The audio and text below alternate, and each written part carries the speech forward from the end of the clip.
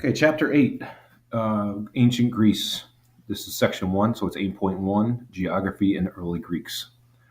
Geography in the Early Greeks. The big idea is that Greece's geography and its nearness to the sea strongly influenced the development of trade and the growth of city states.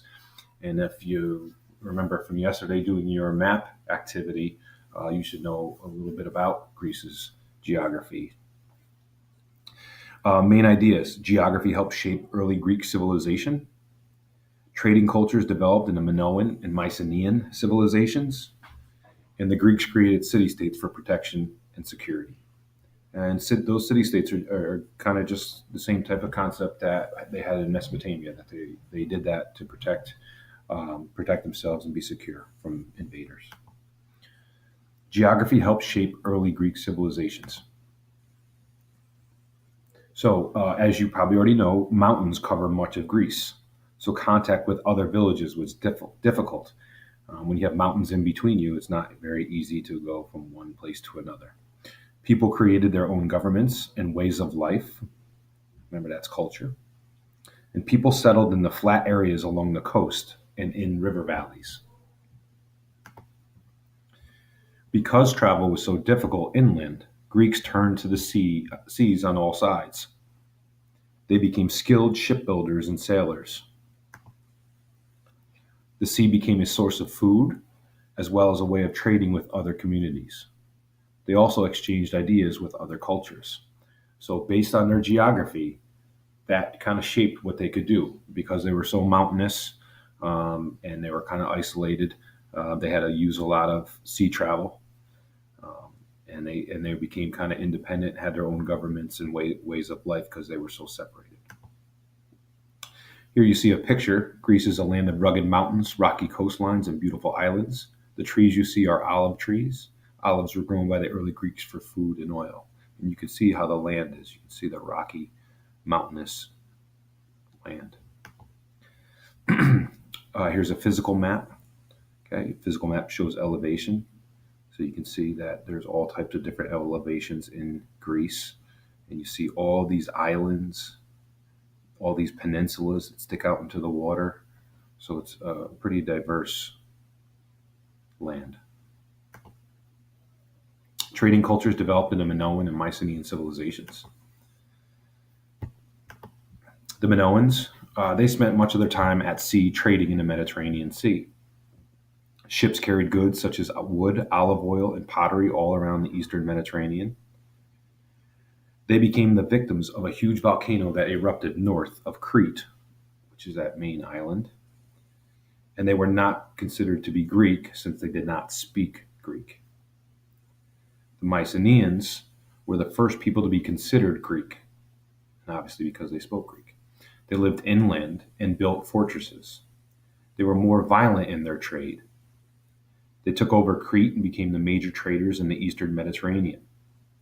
They developed colonies in northern Greece and Italy, from which they shipped goods around the Mediterranean and the Black Sea. If we go back to the map, here's the island of Crete down here that we talked about.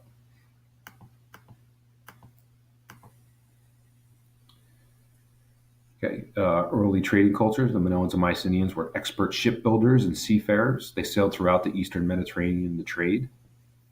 The Minoans traded goods like this vase decorated with an octopus.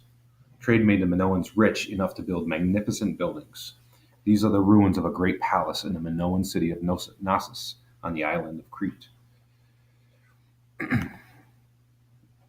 Minoan and Mycenaean civilizations. So you can see that the purple was the Minoan civilization. So they were pretty much just on Crete.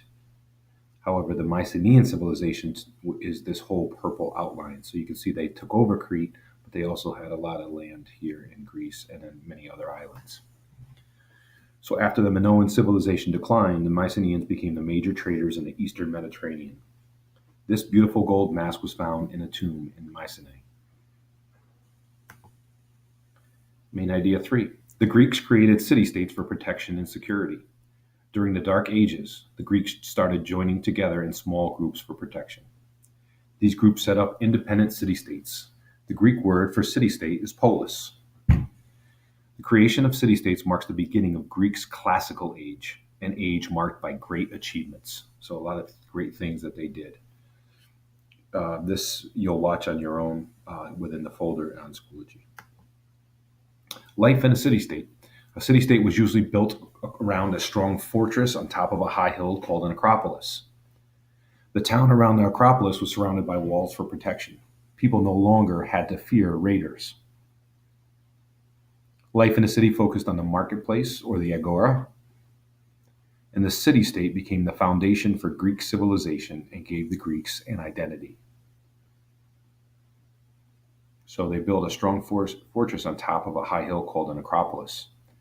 Um, so, you'll see a high hill, and when we see pictures of Greece, and you'll see buildings on top, and then the walls were surrounded the town in order to protect it, just like we talked about in Mesopotamia.